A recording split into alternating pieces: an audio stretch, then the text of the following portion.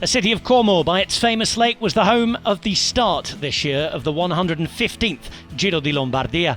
Often used as the finish town, this time the race would finish in Bergamo, going over the famous Madonna del Ghisallo from the opposite side to normal, before going up the Roncola climb as part of the 6 on the menu. 4,500 metres of climbing in total. One final climb, the Passo di Ganda, the Selvino descent. A few flat kilometres and then into Bergamo for the finish. 239 kilometres in total, 174 riders from 25 teams on the start list, and over the first 35 Ks, the fight for the breakaway would play out on the screen. Eventually 10 riders would get up to the front, with Campenaerts and Wellens being the last two to join. The famous bells just above the chapel of the Madonna del Ghisallo tolling as the peloton settled in, with a gap of 6.5 minutes being the maximum allowed.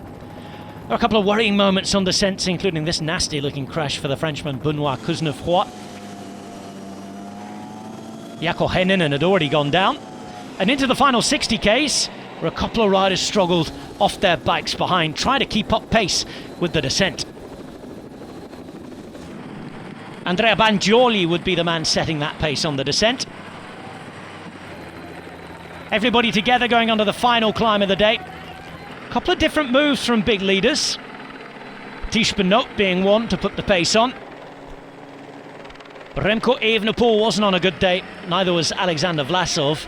It seemed, though, that the shark Vincenzo Nibali was, just days after having picked up his first victory in a couple of years.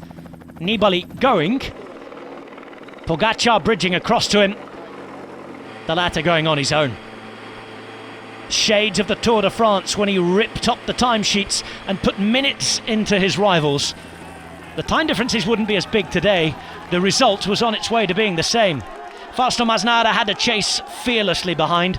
The gap half a minute as they got towards the top of the climb. Pogačar was really pushing it on the descent as well. 19 hairpins on the way down the Selvino. He just about managed to keep it up.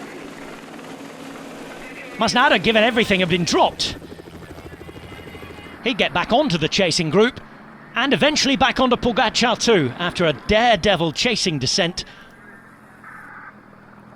Masnada, the local boy, born in Bergamo where the race was heading.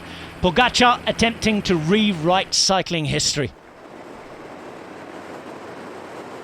Behind, they couldn't agree on the chase, and with just less than 5 kilometres to go, it was looking like it would be these two who would play out the finale.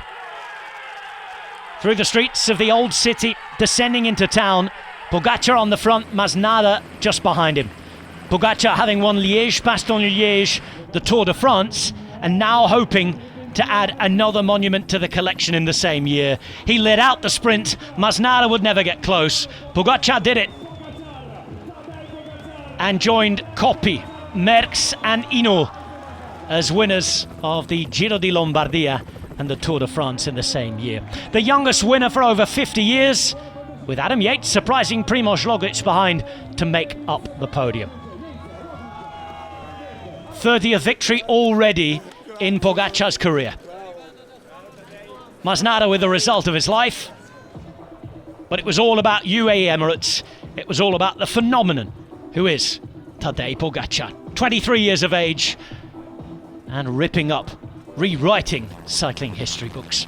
Pogačar, Masnada, Yates with Roglič and Valverde in the top 5. Alaphilippe in 6th, Gaudu, Bardet, Woods and Higuita winning a sprint for 10th place. So the Tour of Lombardy back to its traditional autumn date. The last time we'd had it on this day, Tadej Pogačar only had a handful of wins.